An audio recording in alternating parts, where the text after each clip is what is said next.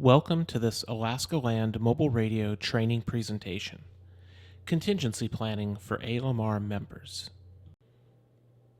In this training, we will identify the likely causes and effects of downtime to portions of the ALMR system, review the PACE method of communications planning, and provide some best practices for maintenance downtime and resilience.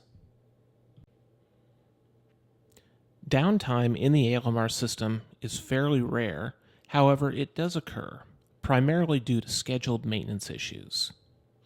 Maintenance in the ALMR system includes quarterly system patching, which is security updates and other updates to the system software itself. This occurs on a quarterly basis and is announced well in advance. Network maintenance of the system includes maintenance to the ALMR sites themselves, the network backhaul that supports the ALMR system, and preventative maintenance to the system itself. This maintenance usually occurs during maintenance downtime windows, and generally on-site maintenance occurs during the summer months. Again, this maintenance is generally announced in advance. Commercial providers, such as commercial telephone companies, may also disrupt the ALMR system. Some sites are connected via commercial circuits as opposed to the State of Alaska Telecommunications Network. Sites that are connected via commercial circuits may be subject to maintenance from the provider or network disruptions to that provider. The ALMR system has little control over this type of disruption, but attempts to communicate and coordinate with the affected companies to restore service or work through workarounds to the disruption. Finally, unexpected issues can occasionally cause downtime. This generally can be attributed to power issues or weather difficulties. The ALMR sites are designed for severe weather.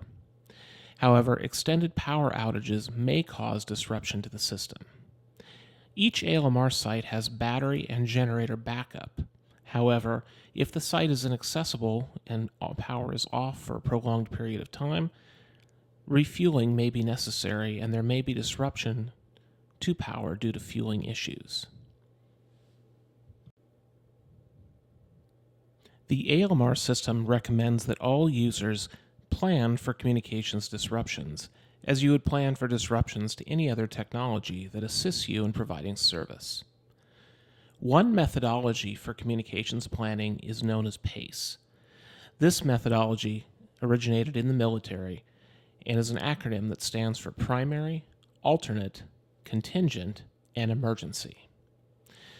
This is a way to make a communications resilience plan which defines each level of communications and what methods you will use when the primary method or alternate method fails.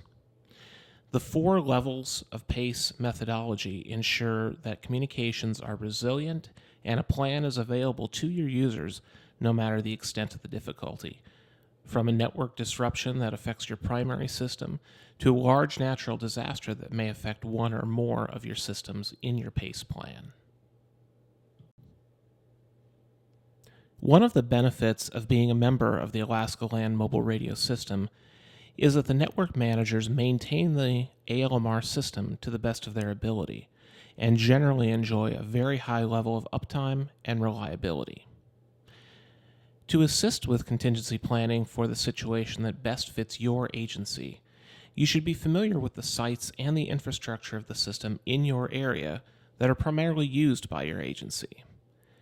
Use this information to stay informed of maintenance windows and other downtime, and alert your dispatchers, responders, and other users of planned incidents well in advance. Each day, downtime is announced via the ALMR Daily System Status email, which is transmitted to points of contact within each agency. You can contact the ALMR Help Desk to be added to this list, and it's essential to ensure that ALMR points of contact in each agency disseminate this information to dispatchers and others, such as shift supervisors or IT maintenance personnel, that may need to be aware of such issues.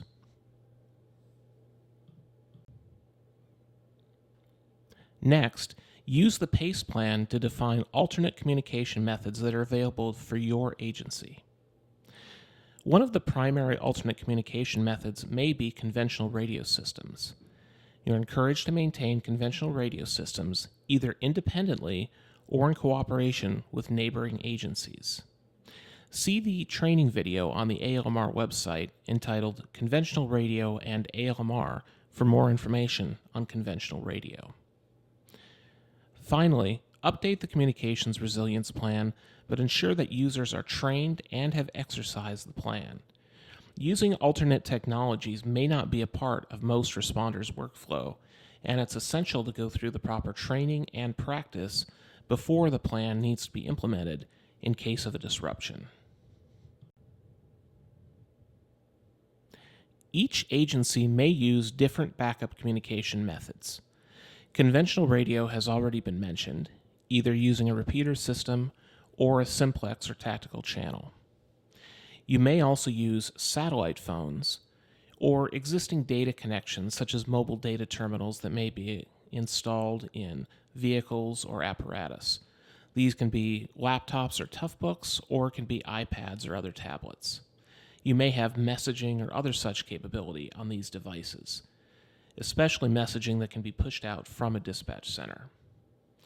Finally, cell phones are generally an obvious backup solution, whether that be a voiced call or a text group. You may also use some type of app that may support some of your responders and messaging needs. If you are using cell phones, explore the advantage to using some of the first responder specific networks that are available, such as AT&T FirstNet or Verizon Frontline. When looking at backup communication methods, it's important to determine what type of information needs to be disseminated and who it needs to be disseminated to. For instance, using a cell phone may be the easiest backup because they are ubiquitous and are carried by most of our responders and other agency officials. However, generally radio is designed to be a one-to-many dissemination method. It's generally not efficient to have to make a cell phone call to multiple people that may be on duty to relay a message, as opposed to making one radio transmission. Think about these variations when we think about messaging using cell phones, using voice calls, or satellite phones. They may have advantages and disadvantages over the ALMR radio system that you may be using day to day. In addition, when using devices such as mobile data terminals or messaging apps, many of these may rely on the cellular network. While these may be in a first responder specific group, cellular networks are also subject to disruption. You should work with your cellular provider, IT group, and other interested individuals or representatives of the manufacturer to ensure that your PACE plan supports the technology in the best way and recognizes any potential drawbacks during a disruption, such as an extended power outage or network issue.